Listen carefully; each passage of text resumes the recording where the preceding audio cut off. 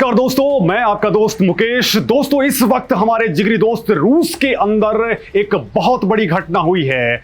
वहां पर पुतिन के खिलाफ तख्ता पलट की बहुत बड़ी कोशिश हुई है। दोस्तों, अभी तक आप देख पा रहे थे कि रूस के अंदर पुतिन को मारने की साजिशें हो रही थी, उस पर ड्रोन से अटैक हो रहे थे, लेकिन पहली बार अब देखने में आ गया है कि वहां का वैगनर ग्रुप अब गृह युद्ध जैसे हालातों की ओर आगे बढ़ चुका है। अब सीधे सीधे वैगनर ग्रुप ने पुतिन को वार्निंग दी है कि वो अब सत्ता से पुतिन को हटाने वाले हैं। लिहाजा दोस्तों, पूरे के पूरे रूस के अंदर हाहाकार मचा हुआ है। लेकिन सवाल यहां पर पैदा हो जाते हैं कि आखिर जो यूक्रेन युद्ध के अंदर पुतिन का सपोर्ट कर रहा था, रूस की आर्मी को सपोर्ट कर रहा था, वो भाड़े की आर्मी वाला वैगनर ग्रुप आखिर क्यों अब रूस के खिलाफ ही जा चुका है, रूस की सेना के खिलाफ हो चुका है?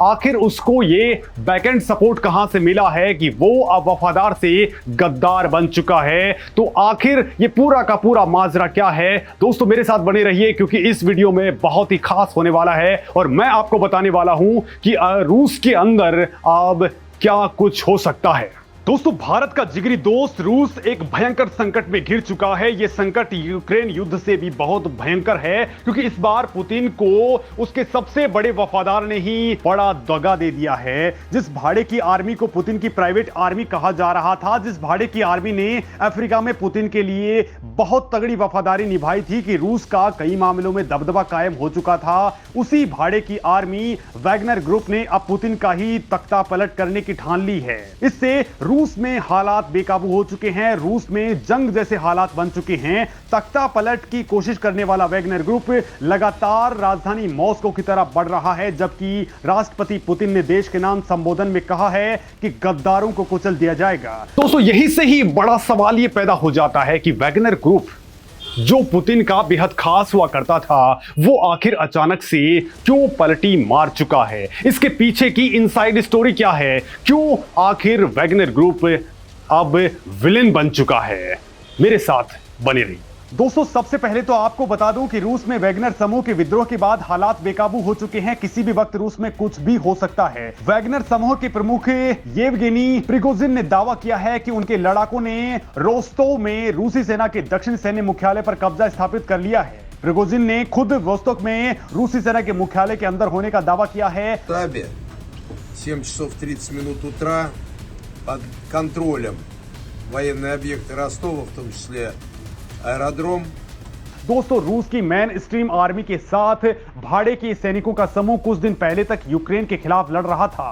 वो अचानक अब एक दूसरे के खिलाफ लड़ने लग गए हैं और ये पूरा घटनाक्रम बड़े ही नाटकीय अंदाज में खुले विद्रोह में तब्दील हो चुका है, जिसके बाद रूस में युद्ध की आशंका भड़क चुकी है। बड़ी बात तो यह है कि इस ग्रुप ने रोस्तोव शहर के सैन्य मुख्यालय को अपने कंट्रोल में ले लिया है, जो यूक्रेन सीमा के करीब है और दक्षिणी रूस में मौजूद है। और सबसे बड़ी बात तो यह है कि इस ग्रुप ने रोस्तोव में रूस की सैन्य सुविधाओं और उसके हवाई क्षेत्र पर भी कंट्रोल स्थापित कर लिया है और बाकायदा प्रतिज्ञा की है कि अगर रूस के रक्षा मंत्री और शीर्ष जनरल शहर आकर उनसे बातचीत नहीं करेंगे तो वो रूस के दक्षिणी सैन्य जिले के मुख्यालय रोस्तोव को देश के बाकी हिस्सों से ब्लॉक कर देगा। साथ ही इन्होंने मॉस्को तक कूच करने की चेतावनी दे दी है। इसके साथ ही दोस्तों, वैगनर ग्रुप ने दावा किया है कि उसने रूस के दक्षिण पश्चिमी शहर वोरोनिश में भी रूसी सैन्य सुविधाओं पर कब्जा कर लिया है। वैगनर ग्रुप की वार्निंग के बाद पुतिन ने देश के नाम संबोधन दिया है। पुतिन ने विद्रोह करने वालों को अंजाम भुगतने की धमकी दी है। रूसी सेना ने मॉस्को समेत कई बड़े शहरों की सुरक्षा को बढ़ा दिया है। रूसी राष्ट्रपति व्लादिमीर पुतिन ने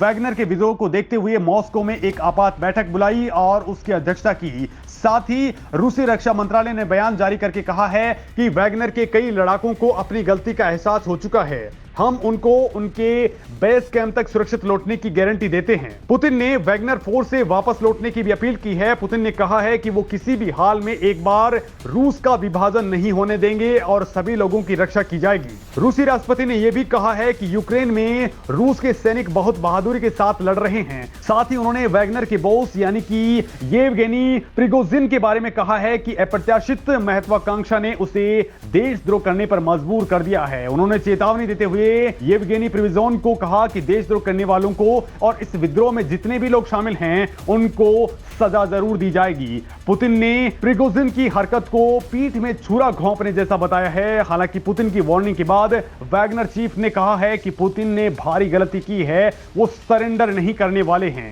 वैगनर चीफ ने कहा कि धोखे की बात करके राष्ट्रपति ने बहुत बड़ी गलती कर दी है। हम देशभक्त हैं, हमने लड़ा है और लड़ रहे हैं। वैगनर ग्रुप ने कहा है कि रूस में जल्द नया राष्ट्रपति देखने को मिलेगा। इसे सीधे तौर पर पुतिन के लिए चुनौती के तौर पर देखा जा रहा है। दोस्तों, येवगेनी कुछ वक्त पहले तक रूसी राष्ट्रपति के बहुत करीबी हुआ करते थे। पुतिन के साथ वो यूक्रेन युद्ध की रणनीतियां साझा कर रहे थे। वैगनर समूह पिछले साल फरवरी से ही रूसी सेना के साथ मिलकर के यूक्रेन में सैन्य अभियान चला रहा था। वैगनर ने ही यूक्रेनी शहर बखमुत पर कब्जा करने में बड़ी भूमिका निभाई थी। वैगनर के लड़ाकों ने ही यूक्रेनी सेना को बखमुत से पीछे धकेल दिया था।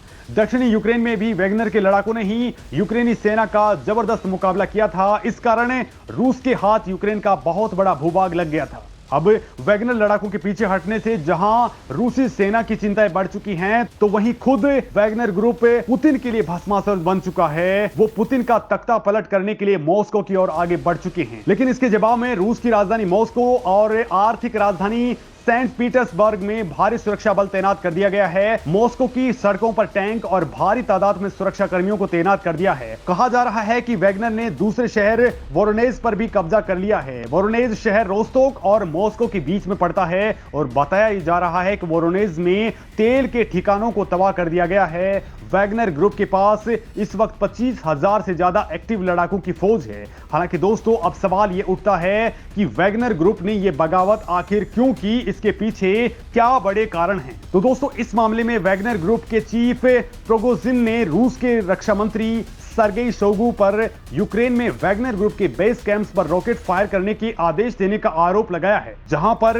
वैगनर के लड़ाके रूस की तरफ से यूक्रेनी फोर्सेस से लड़ रहे हैं। प्रिगोजिन ने दावा किया है कि उनके लड़ाके अब शोइगु को दंडित करने के लिए आगे आ रहे हैं। तो वहीं इस मामले में भाड़े की आर्मी वैगनर पर पश्चिम के हाथों बिकने के आरोप भी लग रहे हैं। असल में रूस को खुफिया जानकारी मिल रही थी कि वैगनर ग्रुप अंदर खाने उसके साथ विश्वासघात कर रहा था। पुतिन पर हाल ही में जो हमले हुए थे उसके पीछे भी असल में वैगनर ग्रुप का ही हाथ बताया जा रहा है। मतलब दोस्तों, वैगनर का जो चीफ है असल में वो विभीषण बन चुका है और पैसों के बदले नेटो फोर्सेस की मदद कर रहा था, जिसकी जानकारी मिलते ही पुतिन ने उसे ठिकाने लगाने की ठान ली और ये पूरा मामला उसी से जुड़ा हुआ है। अब रूसी प्राइवेट आर्मी वैगनर के चीफ येवगेनी प्रिगोजिन ने दावा किया है कि उनके 25,000 सैनिक अपनी जान देने को तैयार हैं। तो वहीं रूस को संकट में देख करके चेचेन विद्रोहियों ने भी पुतिन का सपोर्ट करने का ऐलान कर दिया है। चेचेन लड़ाकों के नेता कायद्रोव ने कहा है कि ये एक सैन्य तख्तापलट है। उन्होंने वैगनर समूह से अपील की है कि वो हथियार छोड़ दे। कायद्रोव ने अपने सैनिकों को वैगनर के कब्जे वाले इलाकों में भेज दिया है। रूस में बगावत की कोशिशों के बीच पूरी दुनिया की नजरें भी अब रूस पर टिक चुकी हैं। इस मामले में फ्रांस के राष्ट्रपति इमैनुअल मैक्रों ने कहा है कि वो पूरे हालात पर नजर बनाए हुए हैं। तो वहीं पोलैंड के राष्ट्रपति ने भी कहा है कि वो रूस के विद्रोह पर नजर बनाए हुए हैं। दोस्तों, पोलैंड ही वो देश है जो यूक्रेन का इस वक्त सबसे बड़ा मददगार बना हुआ है। अब दोस्तों, बहुत सारे लोगों के दिमाग में ये बात भी आ सकती है कि आखिर ये मिलिट्री ग्रुप बना कैसे है और ये किस तरह से काम करता है। तो दोस्तों, Wagner military group Russian private military company है जो दुनिया भर में सीधे या फिर परोक्ष रूप से रूस का फेवर करती है। 10 साल पहले यानी कि 2013 में इस ग्रुप को बनाया गया था। इसकी स्थापना दिमित्री उत्किन ने की थी। दिमित्री रूस की खुफिया एजेंसी में काम करते थे। साल 2022 में इस ग्रुप को कंपनी के तौर पर रजिस्टर किया गया था। इसका हेडक्वार्टर सेंट पीटर्सबर्ग में है। यूएस नेशनल सिक्योरिटी काउंसिल के मुताबिक इसमें 80% से ज्यादा लोग अपराधी रह चुके हैं। इसमें पूर्व सैनिक भी शामिल हैं, लेकिन वैगनर ग्रुप खुद को राष्ट्रवादी संगठन कहता है। कहा जा रहा है कि इस वक्त यूक्रेन में लगभग 50,000 वैगनर सैनिक काम कर रहे हैं। हालांकि दोस्तों, मीडिया रिपोर्ट्स के मुताबिक इस ग्रुप में दूसरे देशों के लोग भी शामिल हैं, जैसे कि सीरिया, अफगानिस्तान और यहां के लड़ाके इसमें शामिल होकर के काम कर रहे हैं। और दोस्तों, इस वक्त वैगनर ग्रुप का जो लीडर है येवगेनी प्रिगोजिन, वो खुद एक घोषित अपराधी है। कई बड़े मामलों में ये वांटेड रहा है। इसे जेल हुई थी। वहां से छूटने के बाद इसने हॉट डॉग बेचना शुरू कर दिया।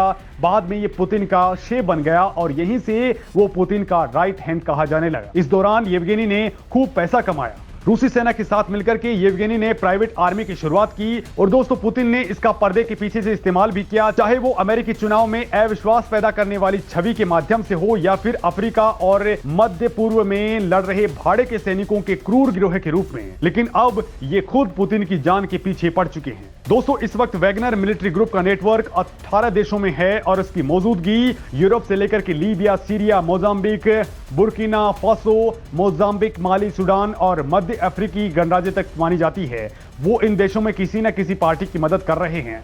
वैगनर अब अफ्रीका में सबसे मजबूत समूह है। इसने यूक्रेन युद्ध में भी अच्छी खासी भूमिका निभाई, लेकिन जैसे जैसे वैगनर ग्रुप को उसकी सफलताओं का श्रेय मिलना शुरू हुआ तो येवगेनी ने रूसी सेना की आलोचना करना शुरू कर दिया और युद्ध प्रयासों में उनके योगदान को ज्यादा मान्यता देने की डिमांड करने लगा। हालांकि पुतिन ऐसे शख्स हैं जो कामयाबी को साझा करना पसंद नहीं करते। हालांकि वो और येवगेनी अब एक दूसरे के खिलाफ सीधे हमलों से बचते रहे हैं, लेकिन जब से पुतिन ने वैगनर समूह को रूसी सेना के कंट्रोल में स्थापित करने का ऐलान किया तो येवगेनी बिफर गए। और अब सवाल यह है कि पुतिन का ये वफादार सहयोगी ऐसा क्यों कर रहा है? तो कुछ विशेषज्ञ मानते हैं कि येवगेनी समानांतर ताकत बनना चाहते हैं, जिनकी महत्वाकांक्षा शायद अब पुराने दोस्त को सत्ता से उखाड़ फेंकने की है। तो कुछ कह रहे हैं कि वो पश्चिमी देशों के हाथों बिक चुका है।